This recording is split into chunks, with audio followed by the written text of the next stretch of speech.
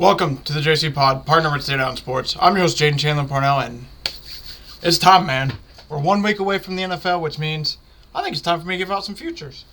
I got a list of, we got 26 teams I got NFL futures for. The 6 teams I don't, the Vikings, Browns, Raiders, Jags, Titans, and Texans. So sorry to those fan bases, but for everybody else, I at least got something on them. So it's going to be a fun one today. Pretty much just going to go over the NFL futures, and after that, give up my bets for college football week 1. And after that, pretty much going to call it a day and have a great weekend of some football action. And I won't lie to you, I can't wait, man. Personally, for me, got my boys' bachelor party this weekend. Going to be a lot of fun. Going to watch a lot of fun football games, and then I come back, it's NFL time. But like I said, without any further ado, we'll hop basically straight into it. So I'm not going to do full breakdowns, pretty much. If you want, at least for the NFL futures. For college, I'll kind of do it, but for these NFL futures, if you want a full breakdown, go to the division episodes where I spent 30 or 40 minutes on each division talking these through. For the most part, though, I plan just to come on here and kind of list them all out, so that way they're all in one collected area, so you get my official picks. But that being said, we don't got too much for the Giants. We only got one future on them. Giants score the least at plus 600. I just don't think they're going to be a good offense this year. I don't know if Daniel Jones will even make it through the whole season, so there's just a team that I'm going to be on the watch for to not be too good this year. Between them, the Patriots, and the Panthers, those are the 3 teams I expect to be the worst. So if you want to, I just expect the Panthers to be a slight bit worse than the Giants. That's why I don't have the Giants have the least amount of wins and all that stuff. I think the Panthers are going to be a slight bit worse than them. But for the Giants, it's to score the least this full season, the least amount of points at plus 600. As for the Commanders, we only got one bet for them. It's over 6.5 wins at minus 115. With Jaden Daniels, I expect this Commanders team to be competitive. They got some good players on their team, so I at least expect them to go 7-10 this year. That's all I'm asking for. I think that's doable. We went over their schedule, and 7-10 doesn't seem too impossible for this team.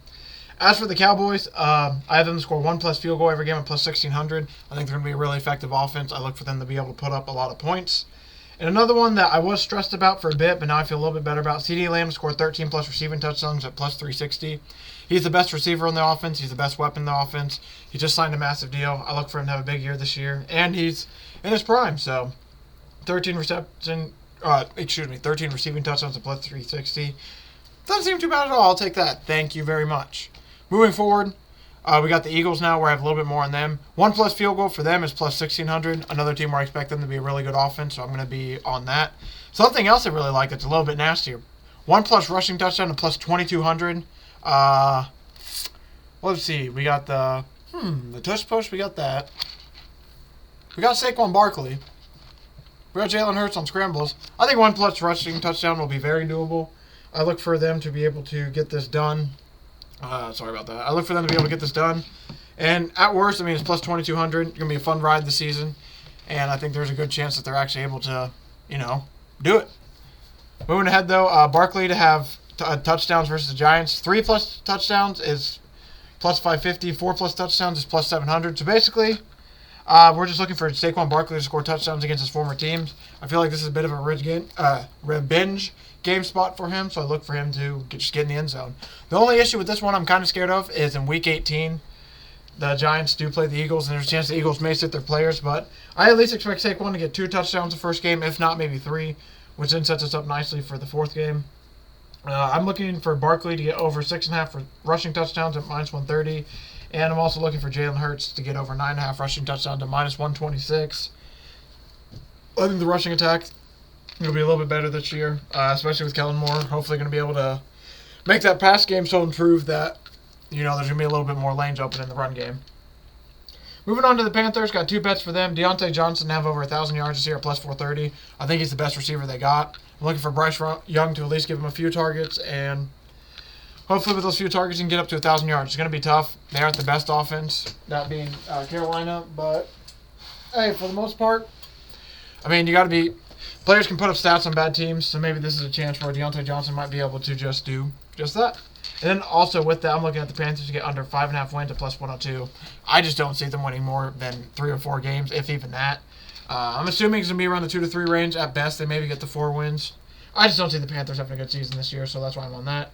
Another under I'm under the Saints at 7.5 wins. I think this is a 7-10 team. with all my projections, so I'm going to be on their under for that. And I'm going to take them 1+ field goal at plus 2,200. This is kind of the inverse where their offense is kind of poopy. So I'm assuming there's spots where they should have a touchdown where they just get kind of bogged down and then they're going to kick field goals. That's at least my hope. This is the team where I wouldn't be shocked if they get shut out one game. I'm hoping they won't, because Derek Carr is at least hopefully talented enough to get him points on the board. But between him and Dennis Allen, I don't got much trust in that team. Another team I'm going to take their field goal. The Falcons have 1+ field goal every game at plus 1,200. This is one of my favorite bets, honestly, because if 2 or 3 of these hit, it covers every single one I bet this year. And then another team, this is Falcons. They have a really good kicker in Young Hoku. I think he's going to be able to get a lot of opportunities. It's just, can we get him at least one opportunity that he makes every single game? With this new look Rams/Falcons offense, I think that might just be able to get done. And speaking of new looks, Bijan Robinson to get 10+ rushing touchdowns at plus 300. I look for the Falcons to be able to be a little bit better on offense. So if they're a little bit better, that means Bijan probably gets a few more touches. And maybe he'll just convert those into touchdowns. And for plus 300, 10+ touchdowns, I like that number a lot. So I'm looking for Bijan to pretty much show out this year. For the Bucs, we only got one bet, and we're going back to the well. Mike Evans over 8.5 receiving touchdowns is plus 116. He had 10 last year, was the over-under, and we took that, and I think it was like plus 100 cash money. So going back into this year, they lowered it a little bit. So it's like, why not ride back with the guy? Dave Canales is not with the Tampa Bay Buccaneers anymore. Kind of does frighten me a little bit, but I still think Baker Mayfield and Mike Evans still have that connection. As for the Bears, I have their under written down to 8.5 plus 130. I'll admit I haven't bet this, but I might. I think this is going to be an 8-9 team. Maybe they might be able to sneak in the playoffs with 9-8.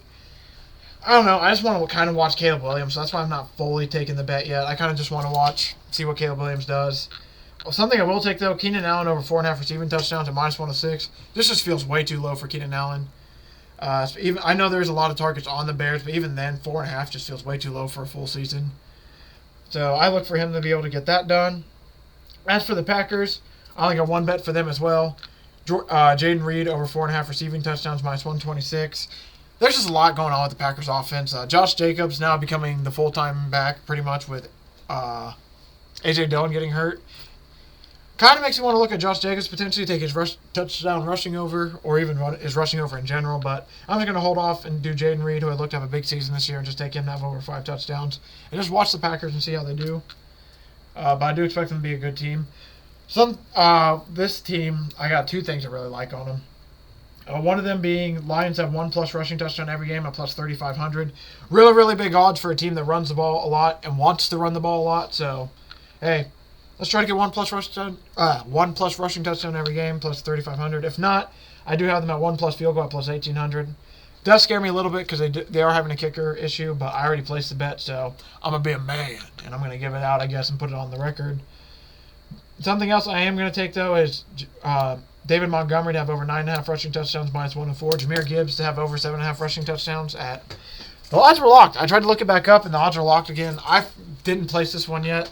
I still need to place both Monty and Gibbs, but I'm looking to take Gibbs' rushing over and Monty's rushing over in touchdowns. I assume one of them are going to hit it, and one will for sure cover the other. If both hit, it basically wipes the slate clean with all my Lions futures, so that would be chef's kiss. So that's probably why I'm going to look for both of those guys there. And then past that on the Lions, I'm just going to watch the rest of their team. Really don't feel comfortable taking too much of the other numbers. They were kind of a little bit too weird for me. Cardinals-wise, I'm going to take James Conner over 6.5 rushing touchdowns at plus 102. He does get hurt here and there, so that does make me worried. But I think the Cardinals are going to be a top 5 offense this year. Their defense is not the best, so there's a chance that their offense is going to have to be on the field a lot and score a lot of points. If that's the case, then James Conner has a lot of potential to get opportunities. For the Atlanta Hawks, what in the fuck? For the Seattle Seahawks, over 7.5 wins, we got minus 138. I do think the Seahawks are going to have a really good season this year. I think their defense is going to be much improved. And with that offense and a much improved defense, I think they're going to be able to make some magic. For the Rams, I'm going to take Kyren Williams over 8.5 rushing touchdowns at minus 108. I just think that if he's able to stay healthy all season, he's going to get a good amount of touches. I am scared of Blake Corum stealing a few of those that might come down to the wire where, Kyren finished the season with 8 rushing touchdowns instead of 9. And it's because Blake Corum has like 3 or 4. That is the thing I am a little bit scared of. But regardless, Kyren Williams is a starting running back. I expect him to get the first opportunities most of the time. And another bet I'm going to take is the 1+ field goal at plus 2,200. An example of another offense I think is really good where they're going to have a lot of scoring opportunities. Just kick me a field goal every game, please. Last one for the NFC is the 49ers. That's a team 1+ field goal at plus 2,800. Yet again, another good offense. I look for them to be in scoring position. 1+ rushing touchdown for them is plus 2,200. Another team that loves to rush football. I look for them to be able to get an opportunity for this to... Honestly, this is one of the ones I think could last a decent amount of while, especially with Christian McCaffrey and Jordan Mason both playing really well, especially Jordan Mason playing well in the preseason.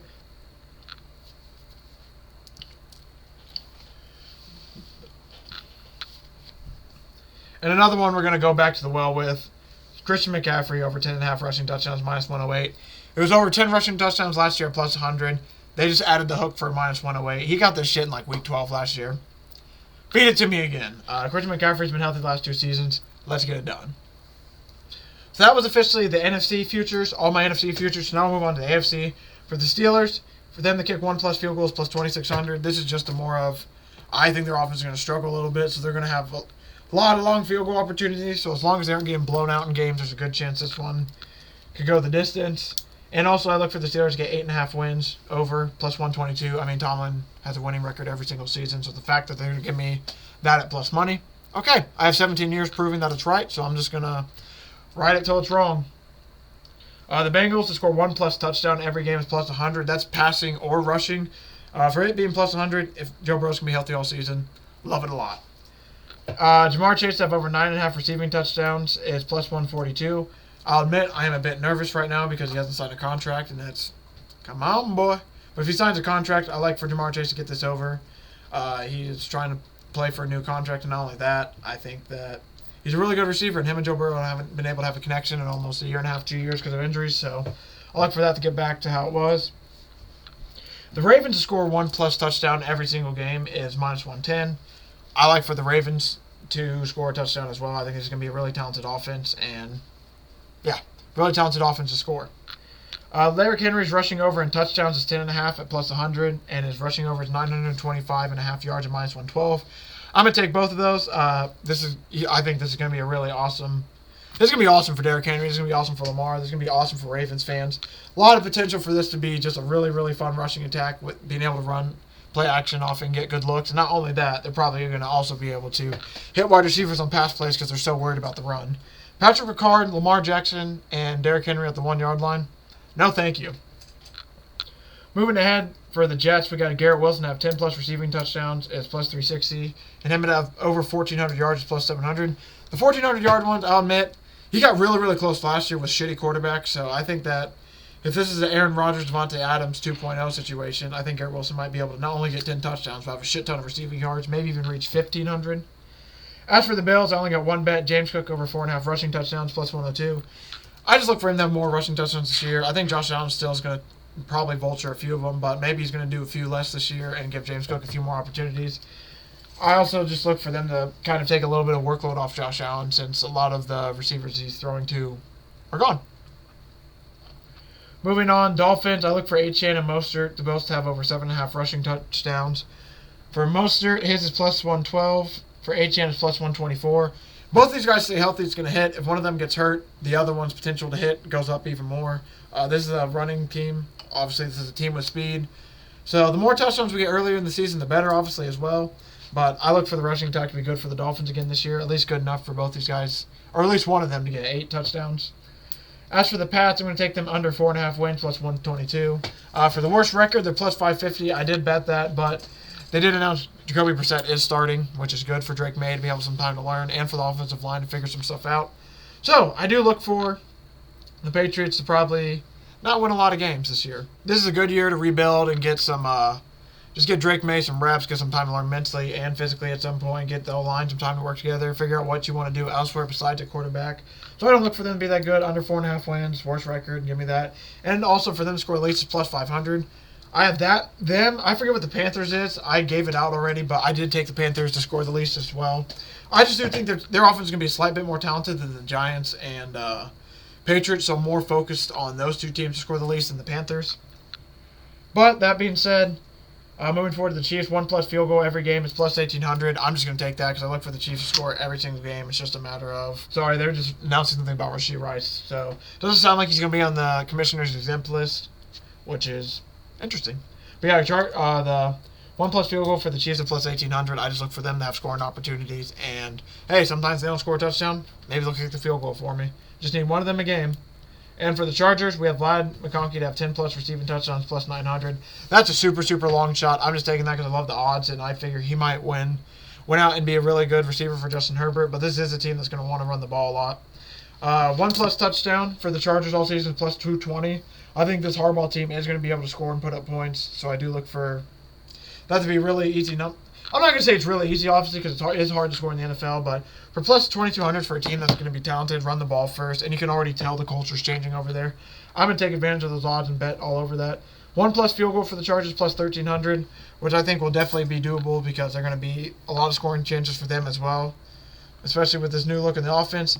And final one for them, Gus Bus over 10.5 rushing touchdown. Gus Edwards, that being, is plus 470. I look for him to get a lot of goal line touches. I look for him to get a lot of rushing attempts. And I think 10... If the Chargers are able to put up points this year, 10 rushing touchdowns should be nothing for Gus. Unless they put J.K. Dobbins in to steal some stuff from him. So that moves us on to the Broncos now. I am on Courtland Sutton to have over 10.5 receiving touchdowns plus 500. Another one of those that worked out really well for us last year, so we're going to take it again.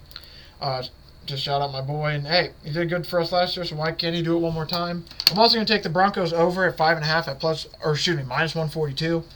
I think the Broncos are going to have a decent season this year. I mean, 6-11 isn't an amazing season, but I think 6 wins is definitely capable, especially since they announced Bo Nix is starting early. That gives me a little bit more confidence that, okay, Sean Payton already has the guy in, and we should be good to go. Yeah, good to go. I don't know why I said it like that. For the last one we got is my Indianapolis Colts.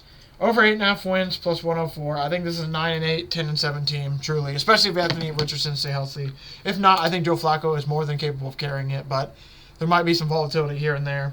1+ rushing touchdown every single game for them. I got it at plus 7,500. It is now plus 5,000. Anthony Richardson, Jonathan Taylor. Shane Steichen likes to run the ball too. I think this is going to be one that can be easily done. They got it for me. I had this riding into week, I think, 11, 12, 13 last year. Until finally, I'm pretty sure it's week 12 or 13 if I remember right, until it died, so that was really depressing. Colts have 1+ field goal plus 2,200. If they can just get into scoring range, let's see it. Latu, defensive rookie of the year plus 400. I think he's going to be really good for the Colts, especially since they lost one of their pass rushers in Ebucom. For Colts to make the playoffs, it's plus 152. I think the Colts are going to make the playoffs this year. I think they're going to be one, if not 1, 2 in their division, and be able to get a wild card spot into the playoffs. AR to have over 7.5 passing touchdowns this year is minus 124. I think that's really, really low. I think this could easily be like a 2010 season. Passing touchdown, rushing touchdown wide for Anthony Richardson. For it to only be minus 124 for 17.5. Not bad at all. It's just he has to stay healthy. And the final bet I'm going to give out is Michael Pittman over 5.5 receiving touchdowns plus 104. I look for Pity City to at least be able to get 6 touchdowns. He got 6 last year. And so the fact that they're over 5.5 again, just please do it for me again, Pittman.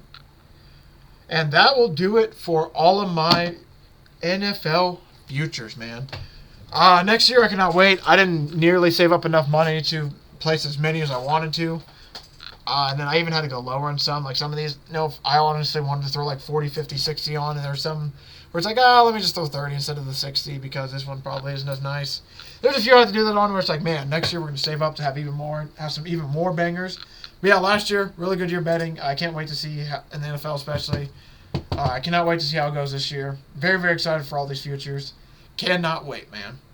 But with that being said, we got some college football to talk about. A lot of good games this weekend. I'll just highlight some of the games because there's a shit ton of games. Some of the games I'm going to bet on tonight: Colorado, North Dakota State, Minnesota, North Carolina, Jacksonville State, Coastal Carolina. Those are games I'm going to be betting on. But we got a lot of good action this week. We got, for example, so some of the games tonight. Friday, the best game's probably going to be TCU Stanford, at least spread-wise. Every other game is a massive spread. Saturday, we got some interesting games. Saturday night, Notre Dame, Texas A&M. That's going to be, going to be nice. We got that. We got Clemson, Georgia in the morning at noon. Iowa, Illinois State. Or not, sorry, I didn't mean to say that one. I meant to say Penn State, West Virginia. That's going to be a really exciting game, hopefully. The U in Florida. We got that going on. And this is, I'll admit, I love the college football playoffs for doing this. For the fact that now we get some early games. Oklahoma State versus South Dakota State. We get some early games of week 1 that we usually never get, like Florida versus Miami. We got, do we got any other thing else that I'm missing? Any other big games? Not that I'm really seeing. But I mean, regardless, it's going to be awesome. It's going to be a really, really fun weekend. I'm very, very excited. Georgia State, Georgia Tech. Oh, I thought that was different. I don't know why I was thinking something different there. Oopsies. And then Sunday, that's the game I was looking for. Sunday, we got LSU versus USC. Sunday standalone at 7:30 p.m. And then Monday standalone, 7:30. We got Boston College, Florida State. I mean, we're going to have some awesome games this weekend. It's going to be a lot of fun. Cannot wait to watch them. Man, I really cannot wait. It's going to be an exciting weekend. I do have some plays for you. I even got 2 nasty boys for you this weekend. One for Thursday, so some people can get it then if they see it early, and for the people who see it later. Even got one for those people for Saturday. A little 2-for-1 special from your boy. So with that being said, also today's going to be a bit shorter because, like I said, I do have the bachelor's trip this weekend. Usually this episode will have a Pickem series as well. We do NFL picks and we do college picks on a normal Thursday. But like I said, got to prep for the bachelor party trip. I got a lot to do today. So that's why we're trying to. It's going to be a good paced episode, but probably going to be about 15 or so minutes shorter than I normally would want it. But with that being said, we're going to go with my week 1 plays. We're going to start it off with Thursday. Colorado minus 9.5. I look for Colorado to be able to roll here against North Dakota State. That's who they play. This is going to be like a good FCS team for them to start, but this isn't the same FCS team as before. But I mean, with some of the talent being gone in the transfer portal, moving up to the Division I level and everything, I mean, I still look for Dakota to be good, but I also look for Colorado to be able to take advantage of having more talent and being able to roll. I would like their team total as well. I wasn't able to find it. Last time I saw it was at 34.5. I do kind of like that, but I'm not going to give it out because I couldn't bet it. But I do look for Colorado to win by at least 10+. They have a lot of talent, a lot more talent as well, and I look for this to be a potential spot where if they can get up and run it up a little bit, they might just do that. As for Jacksonville State, we're just running back to the boys. Coastal Carolina's coming into town. Jacksonville State defending home turf. Second year now that they're in the Conference USA, and Rich Rod will have the boys ready. I feel like the boys were ready last year. Really, really impressive showing. I believe it was 9-4 in the first year moving up to Conference USA. I look for them to be even better this year, potentially even go for a conference title. But with that being said, that's weeks away. We're talking about week 1. Week 1, I'm going to take the boys to cover 3. I think they'll be able to at least win by a field goal, if not potentially even more. And at worst, since it's -3, at least we'll be able to get the void or the push. Moving ahead, though, we're going to take Minnesota money line. This one I'm not the most excited about. But Drake May's not there anymore. Amarian Hampton's still talented for North Carolina, but Minnesota's able to stop Amarian Hampton. I think they have a good chance to win this game. I don't think North Carolina's defense is much better than it was last year, and even last year wasn't the best. I look for Minnesota to be able to take advantage of not only being home, but being home dogs. I think PJ Fleck's going to have the boys at least ready to play. Minnesota's been a solid team most years. They might be missing 2 guys tonight. I believe the running back is out for sure, but I think the wide receiver might be okay. Can't 100% remember, but regardless, I think Minnesota's going to be able to win tonight and take it home. And hey, they're home. Why not? Take it home, defend the home turf, win that thing. And they're plus money. We got to love it. Saturday, moving on to that, we're going to go West Virginia plus 8.5. Very similar situation where they're returning some guys. Garrett Green's coming back. I like that. Penn State's also returning Drew Aller, though, so that's going to be big for them. If he plays well this season, Penn State, the sky's the limit for them. For both of these teams, this is a big game for them to get started for both their college football playoff chances. A win would mean a lot for either team here. I look for Penn State to at least keep it within 8.5 and keep it within. I honestly think they can keep it within a touchdown. Last year was 38-15. I think a lot of those guys who were on that team last year remember that, and they're gonna step it up a little bit, especially being home to Morgantown. It's gonna be a big game for them at noon. So I look for them to be at least be able to cover the 8.5. At worst, I mean, they might be able to sneak it out. I don't know if I'm fully behind that, but I at least think they'll be able to keep it at 8.5 and be able to keep it close.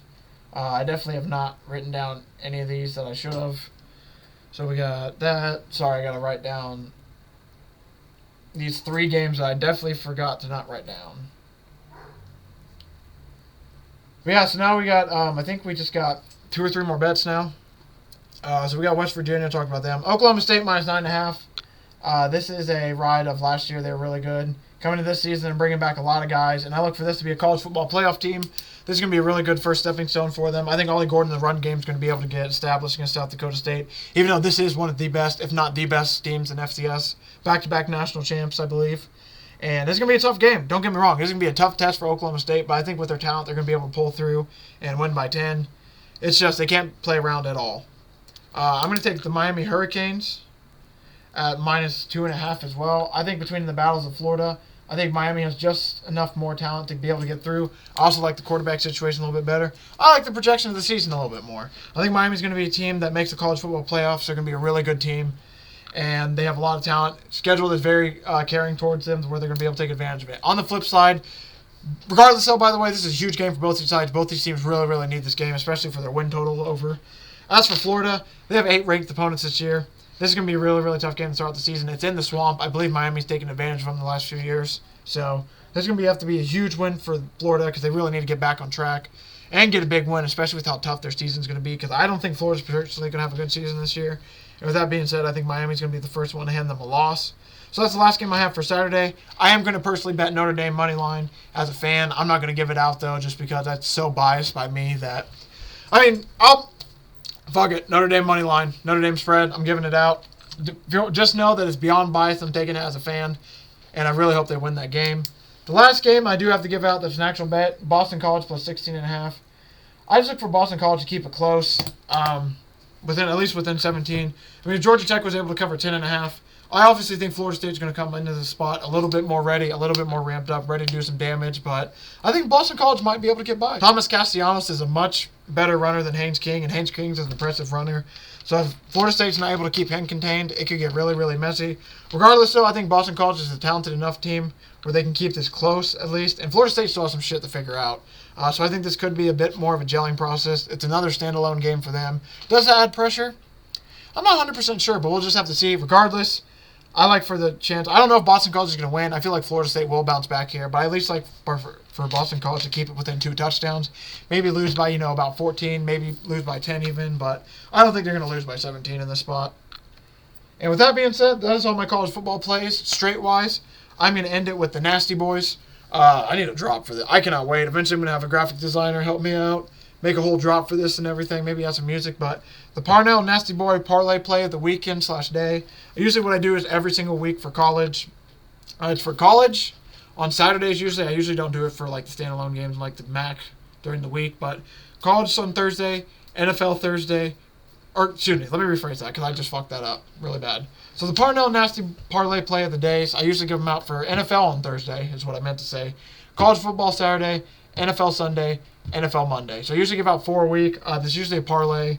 Usually has odds of around 800 to 1,000. I usually like to get the big odds. The goal of this is not to win one every single week, but if we do, holy hell, we're going to be rich as hell, and we're going to be able to celebrate like the true kings we are. But for the most part, I'm just trying to hit, like for last year in college, I hit 2. I went 2-11, I think most for the season, and we ended up with, I think, positive $2. For the NFL, I went like 5-25. We ended up like $300 or $400. So I'm just trying to hit basically like one every other week or one every 2 to 3 weeks to keep us going, because if we do that, we're at least going to be okay during the season, if not at least up a little. And if we hit more than one every few weeks, we're going to have some money, man. Because, yeah, like this first one I gave out, it was plus 1054. With the 50% boost, I was able to get to plus 1582. I did Jimmy Horn anytime touchdown at plus 164. Travis Hunter anytime touchdown at minus 132. I have Jacksonville State money line at minus 156, and Logan Smothers anytime touchdown score at plus 102. That's my Thursday Nasty Boy. Really, really nasty odds. They're basically both 2 gamers. I'm a little bit nervous about picking Travis Hunter to score, but I'm sitting there, and I almost wanted to pick like the Colorado defense to score. If I'm going to pick Colorado defense, why don't I just pick Travis Hunter? So that's ended up what I did for that one.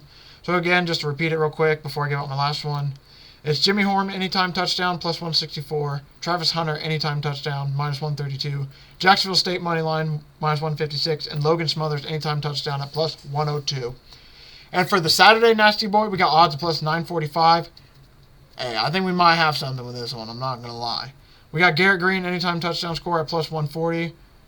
We got my boy from Virginia Tech, that boy Tootin. I don't know how to say his actual name. It's Byshul Tootin. I don't know. I'm sorry for totally butchering it. I do love this kid, though. Tootin, anytime touchdown score, minus 185. That's the running back for Virginia Tech. I need to figure out how to say his name by the next few weeks' episodes because I feel like I'll be betting on this boy a little bit. Xavier Restrepo, anytime touchdown score, plus 120. And then Donovan Edwards, anytime touchdown score, minus 350. So these are all touchdown scores. Garrett Green of West Virginia, Tootin of Virginia Tech, Xavier Restrepo of Miami, and Donovan Edwards of Michigan. And that's plus 945. And man, boys, I can't wait, man. When you guys see me back on Tuesday, we'll be talking reactions to the Week 1 in college football. We'll be going over some NFL news heading into the season, man. And then, man, I believe my boy Ron's going to come on Wednesday. We'll talk a little bit of MLB and WNBA just to catch up on that since that's starting to heat up and reach the last months of their season. And then on Thursday, I'll have my Pickem series, NFL bets, college football bets, man. And we're right back to NFL football. Crazy, man. The summer flew by. It's in and out, and now football's here. Thank you all for watching. Thank you for all the support. Really do appreciate it. Hope everyone has a great Labor Day weekend. Happy Labor Day to everyone who's going to get it off and able to celebrate. Can't wait for this bachelor trip I'm about to go on. Shout out to my boy Aaron. Can't wait to get deal with the wedding and everything as well. Going to be exciting times. Man, it's going to be a fun-ass weekend. Got some amazing college football games, and then we come back to some National Football League football.